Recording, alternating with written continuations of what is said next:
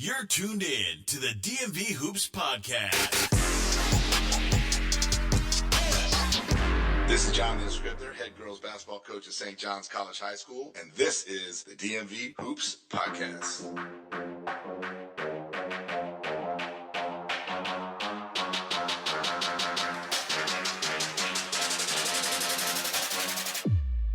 Welcome to the DMV Hoops Podcast, the DMV's home for high school basketball. Hosted by Kurt Cross and featuring Chelsea Cross. We bring you the latest news, interviews, rankings, recruiting buzz, and standout performances from the public and private school basketball scene across Washington, D.C., Maryland, and Virginia.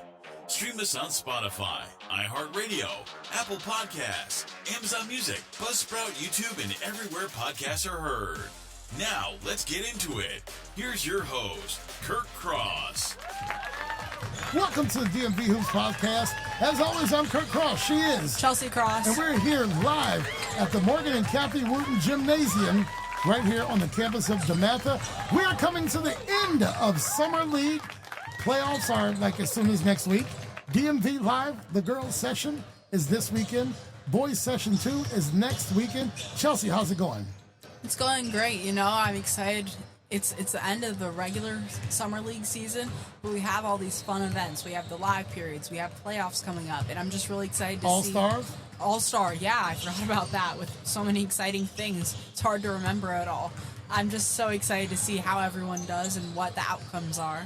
Looks like we've got Kennedy versus St. John's coming up on court 1, and Whitman versus St. Mary's Annapolis on court 2.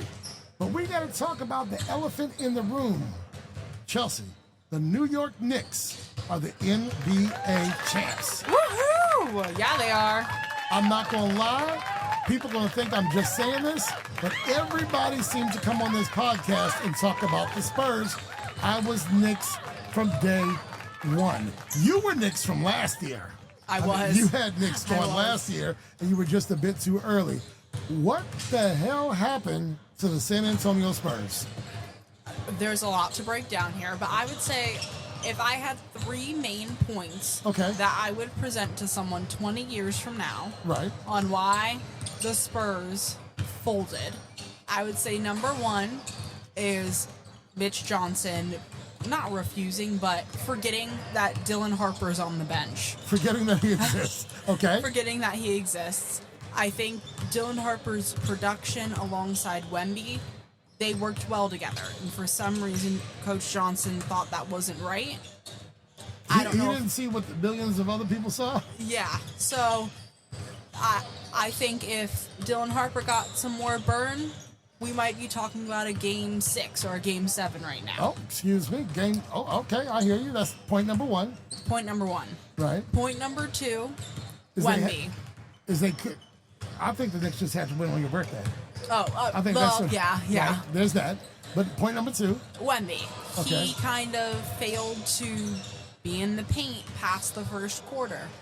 And someone told me, and I think there might be some validity to it, he was on minutes restrictions throughout the season because of injuries and stuff. Right. He wasn't used to playing second, third, or like more towards the second half. Okay. So maybe running three-point line to three-point line is less on his body than paint to paint. But when you're the tallest guy on the court, tallest guy in the NBA, you should be in the paint, at least blocking shots, at least getting field goals, something. Adjusting shots, something, right? Yeah, and he kind of failed to do that going into the second half.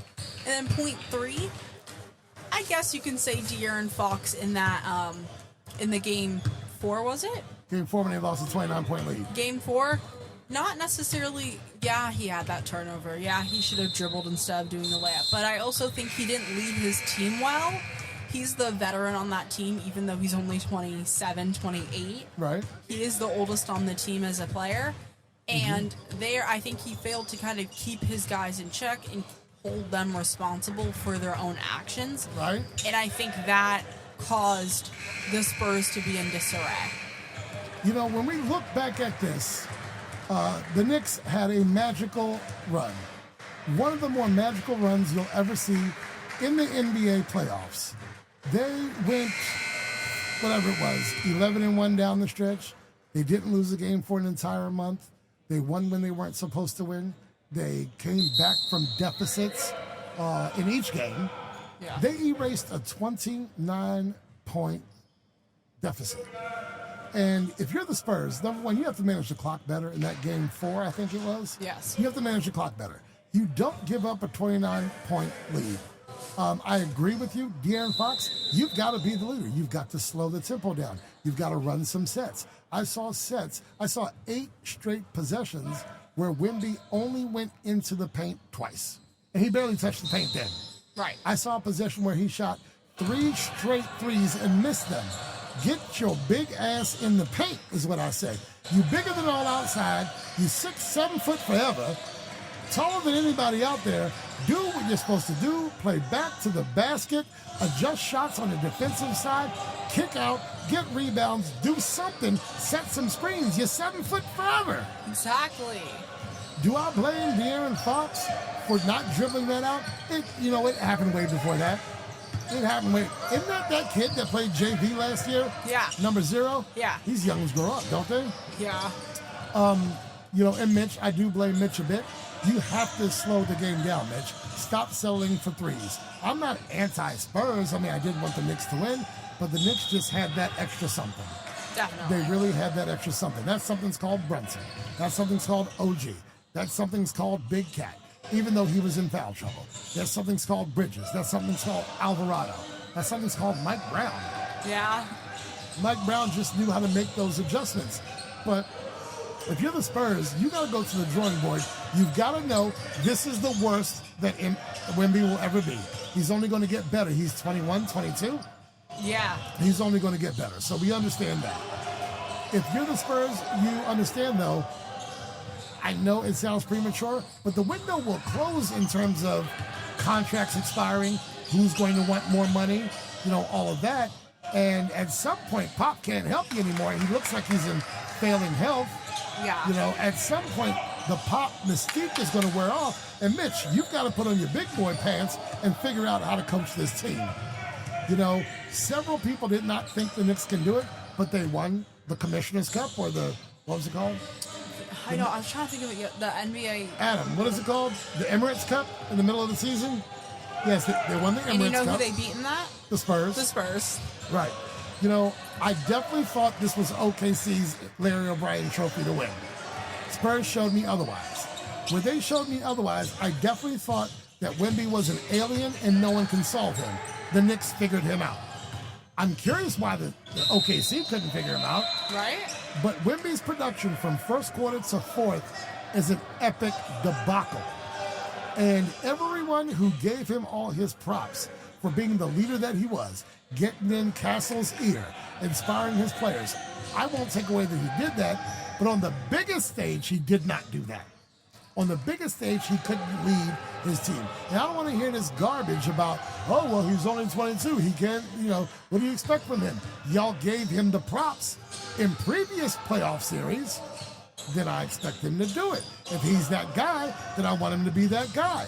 Let's not indoctrinate him as the chosen one, in terms of leadership and everything. He's still got stuff to learn. I love Wemby. I do too. I don't want to play against him in fantasy. Adam had him in fantasy this year, and it seemed like that guy was always scoring above everybody else. So I love watching him play. He can shoot the three. He does block shots. He does alter what a defense wants to do. How many times have I seen Brunson, although he dribbles a lot, dribble into the paint and out of the paint because Wemby's there, and he's thinking, hell no. Yeah, a lot, yeah. So he does those things. Being 7'4" or whatever does that. But let's not indoctrinate him yet, indoctrinate him yet. He's young. He has some things to learn. He will learn those things, and I think the NBA better watch out. What else you got on this NBA playoffs? It was awesome to watch. It really was. Yeah, I mean, the Knicks gave up, or they kind of went ahead on multiple 20-plus point leads. They did it in the first game against the Cavs on May 19th. They kind of kept fighting. I mean, we going with dates and everything. We believe you if you say it was game one. Sorry. And I think the Knicks just have that fight in them. The only question I have is if Tibbs stayed, would the Knicks have won this year? I just don't think so, and I'll tell you why. I love Tibbs because he's old school. He's defense first. I love that. Don't get me wrong. I just don't know if that flies as well as I would want it to in today's NBA. And I think that's why Minnesota parted ways with him, New York parted ways with him, because he's got an old school style, but this is a new style of basketball that these NBAers are playing. I've never really been a Mike Brown fan, but I've become one. Yeah. He's kept his poise. He has a great coaching staff. He tried a bunch of different things. You even talked about an accountability contract that he has. Here comes a dunk from Kennedy or a layup. You're 6'5". Dunk the ball, young man. But 2 points are 2 points, right? Right. He has an accountability contract, and he has players signed to start the season. And you were thinking, what were you thinking there, Chelsea? I was thinking, that's so rec ball. That's so elementary school. Because you're thinking, if I'm getting paid millions of dollars, you'd ask me to sign an accountability contract. You're not so sure about that? I'm not so sure about that, yeah. But if you sign one with the Knicks this year, guess what you got? A ring. A ring. Okay, you got the Larry O'Brien hardware. Yeah. Does Brunson deserve the MVP? Some were saying perhaps OG. What do you think? I think OG did great, but I think the Brunson was more of a leader, and I think overall he performed better. He did what De'Aaron Fox did not. He led the team and controlled things. Yeah, and I think, once again, OG did well, but I think it's easy to say he should have been MVP when he gets the game-winning basket. I mean, the basket heard around the world. Yeah, that will the tip-in live on literally forever. Oh, absolutely. Like when the NBA does their intro for the playoffs or the championship, that highlight will be on there. Now, look, we're watching the game now. It is a young man who's 6'9" or 6'10" on the floor, and guess where he is? In the paint, where he belongs. He's Exactly. in the paint. On defense, on offense. He's in the paint. That's the definition of his position. You play closest to the basket where you get high percentage shots. That's called in the paint. But I digress. I don't digress. I think, Wemby should have stayed in the paint, and I think a lot of big guys have to move back into paintball, I'll call it. I think they're all moving out on the 3-point line, but... Thank you, Joker. Right? But that takes away that team's advantages. Actually, thank you, Dirk Nowitzki. He was one of the first big men to be out there, deadlift shrimp, to be out there and want to start shooting threes. Big cat. He won at least one 3-point contest. Yeah. He's 7 foot tall. He's a 7-foot Kentucky Wildcat. My man was going to flush that. Yeah, he was. But he thought twice about that. We're watching St. John's of Washington, D.C., St. John's College High School versus the Kennedy Cavaliers of Montgomery County.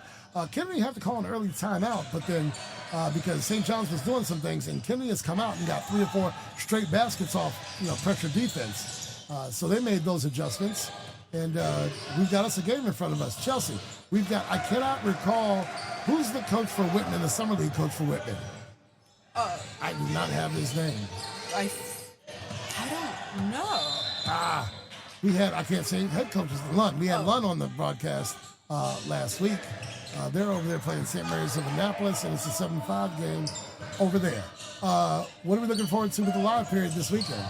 We have girls live at Bullis. Yeah, I looked at the matchups. We have a lot of out-of-area schools. Pennsylvania. They're representing. North Carolina. Yep. Florida.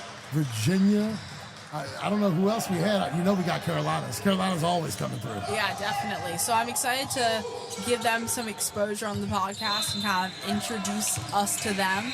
Right. And see what's up with those programs, see why they're in the live period, why this live period, because I think the girls might have more limited live periods compared to the boys, but these teams still chose this one. And I'm just curious on... You know why they're here. You don't get burned like this anywhere else, girlfriend. I mean, yeah, but I want to see a lot about these teams, and I want to learn about their programs through the interviews and also through my own research. And I think we have some players coming back, possibly for their junior or senior years, who we've had on the podcast before. But don't forget, it's Podbean, Pocket Cat, what? I'm just saying there's so many. Coach Lenny Myers is coaching his butt off over there for the Kennedy Cavaliers, I'll tell you that. The live period, I'm looking forward to it. Bullets is a great backdrop, beautiful gyms, the main gym and the Aux gym. We are nestled in between both gyms, so we get 2 courts of action, and tons of coaches are going to be there. And you and I will be there bright and early Friday. The live period for girls starts Thursday. We cannot be there. We have a college orientation for certain someone on this podcast, and I'm going to say not it. It's me. So we're going to family orientation for college, and you were like 2 months away from moving in. We started purchasing. Yes, we did. Your Amazon list, right? Yes. For what you need. We had a little difference of opinion on what you should buy and when, but I think we're there, but you got a whole lot of stuff. Yes. And podcast land, can y'all tell her she doesn't have to put everything on her list? Mom and Dad will buy a good bit of it. Just give us a chance. Can we get in? Bye, Dad. Can we flash the plastic? Can we get you some stuff? Yeah. All right. You had a birthday last weekend. You want to talk about that? Yeah, it was really good. We had a get-together at the house. That was everything I wanted. And it was so nice to see people that I see every day or that I haven't seen in a little bit. And I was just so blessed to have so many people surrounding me and supporting me through my ventures. Mom hooked you up with an iPad? Yeah, she did. I got you a little something. Yeah. A little something, Got to take care of the young lady who turns 18, who's going off to college. He wants to dunk that. He did not, though. A layup works. Anyway, what else you got for the folks? Yeah, I mean, we're excited to keep bringing you content. And even though the regular Summer League season is coming to a close, we still have episodes throughout the playoffs and throughout the live periods. So you can't get rid of us yet. Stay tuned, right? Yeah. All right, so after the live period, after Summer League, we'll be going up until like the 2nd or 3rd week in July with our broadcast. Right. We're going to have some content in escrow. We're going to take some time off, and then we're going to get back to you likely September, October in anticipation of another 2026, 2027 high school season. Yes. Now, look, I'm calling everybody out who listens. If you want us to come to your gym, get with us early. I know Potomac School already wants us out there. Northwest wants us to come out there. You know we're going to be at St. John's. You know we're going to be at St. Andrews. We're going to be at Georgetown Prep. If you want to get us on the tour stops, we're going to return to the tour stops. We want to come. This kid looks like he's 12 years old. I know. We have the tour stops. If you come in, you want us to pull up, right? You know what y'all young folks say? Yeah. Maybe we should call it the Pull Up Podcast. I'm pulling up, young. Just let me know. I'll be there. We got to get Darius and Adam here on the podcast. Yeah. We do have to do that. Well, be that as it may, thanks for listening. We've enjoyed this summer so far. And if we actually haven't said it, we want to make sure everyone knows we really appreciate you guys listening. Yes, definitely. We love the listeners. We love that you guys support us, and we're so grateful. We got to give thanks to our sponsors. The DMV Hoops podcast is broadcasting from the Capital Hoops Summer League at DeMatha Catholic High School. Capital Hoops would like to thank our 2026 Summer League sponsors: the Athlete Amplifier, the DMV Hoops Podcast, Dynamic DJ Entertainment, the Governor's Challenge, Hoop Squad, Jetter Promotions, Team Koki, Lido Pizza, Life Creative, Planet Fitness, Quantum Financial, Spark DMV, Unison. All right, folks, those are our sponsors. We want to thank them for being a part of the Capital Hoops Summer League. Of course, Dynamic DJ Entertainment and the DMV Hoops Podcast. We also are sponsors. But Chelsea, it's been great working with you this summer. We're not done, but we do want to say thanks to everyone. Happy birthday to Chelsea. Folks, we will see you next time. Thanks for tuning in to the DMV Hoops Podcast, your home for high school basketball coverage across the DMV. Be sure to subscribe, follow, and share the show on Spotify, Apple Podcasts, iHeartRadio, Amazon Music, YouTube, Buzzsprout, and everywhere podcasts are heard. Follow us on Instagram and X at DMV Hoops Podcast. The DMV Hoops Podcast is hosted by Kurt Cross, featuring Chelsea Cross. Thanks for listening.